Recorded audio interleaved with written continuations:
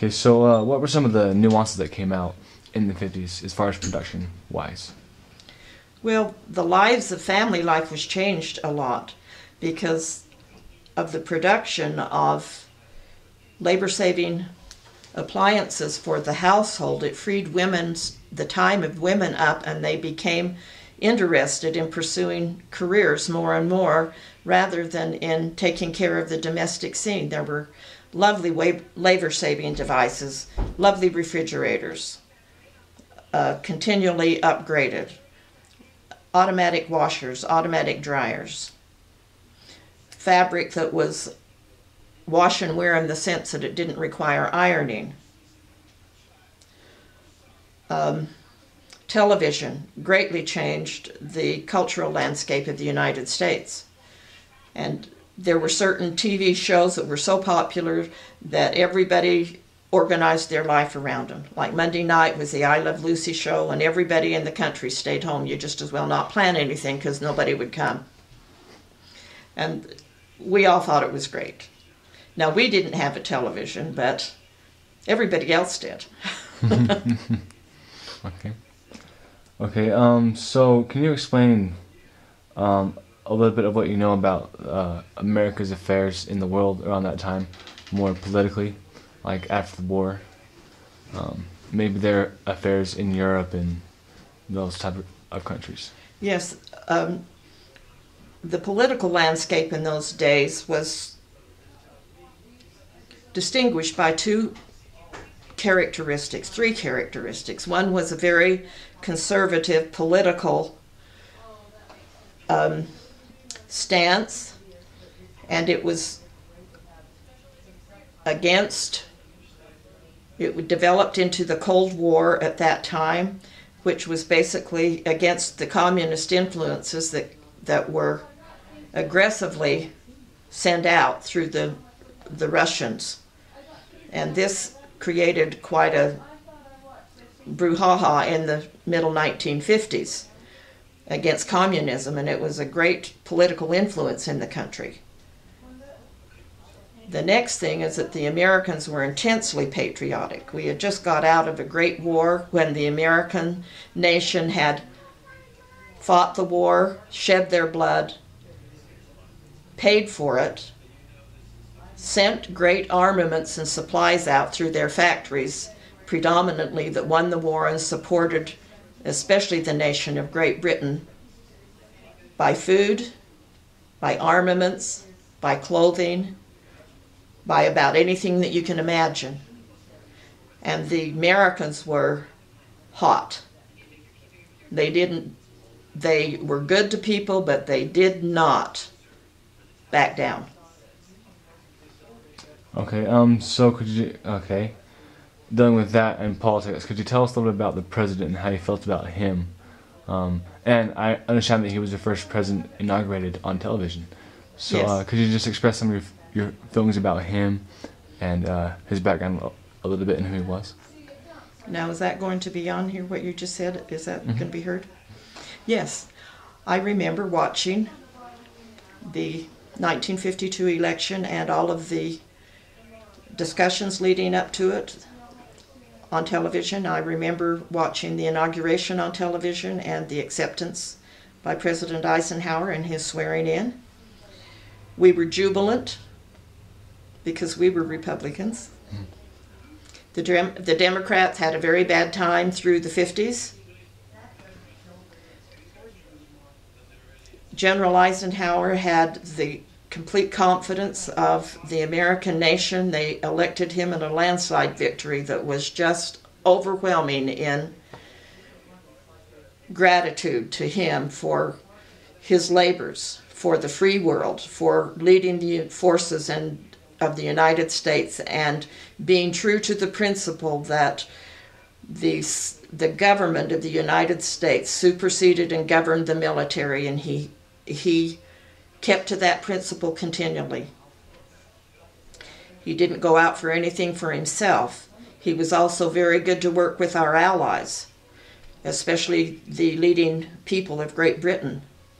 But he had the confidence not only of the American nation, but of the entire free world.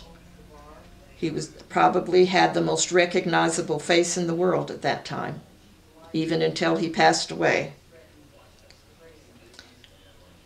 It makes you a little bit emotional when you realize that that was the last days of freedom from fearfulness about us as a nation.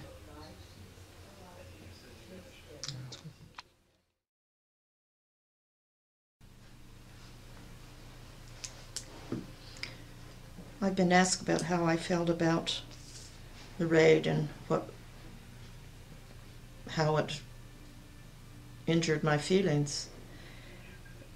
It was very devastating to me in a personal sense because my closest friend and friend in the family was my sister Ruth, and she was caught in the raid down here in Short Creek, in Old Short Creek in 1953.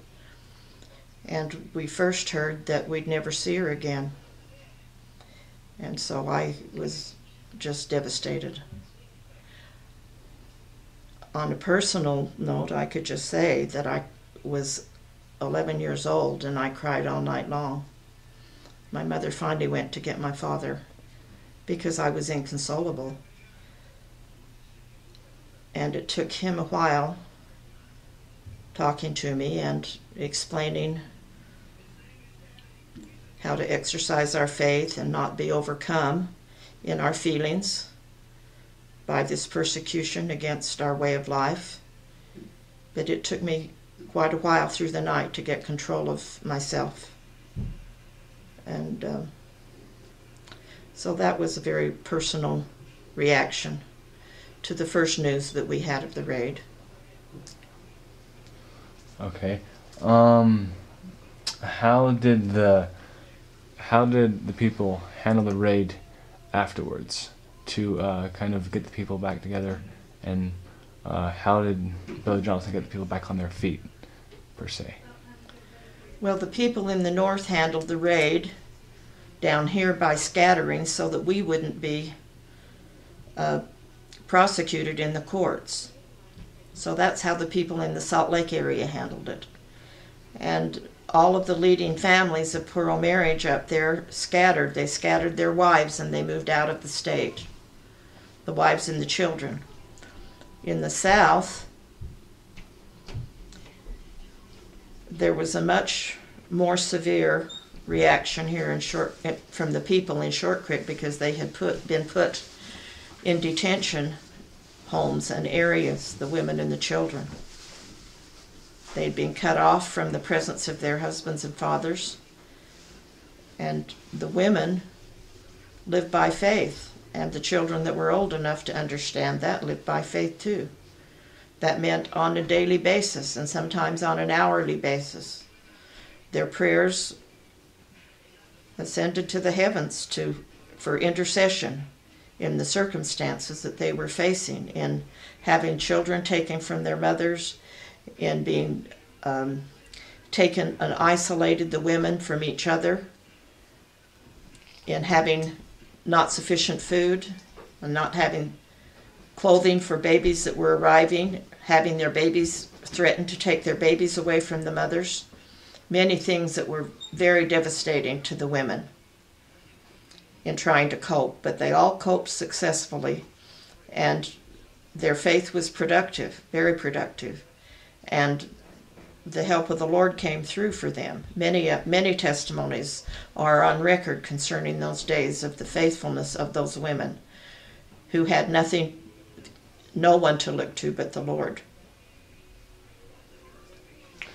Okay, and you want to go over a little bit about what brought the people back out of the church and what happened after the people got united in Salt Lake and Short Creek. You mean the bringing of the people out of the church then into this work, like in the 1930s? Yes. Okay, the initial, all right. Well, you mentioned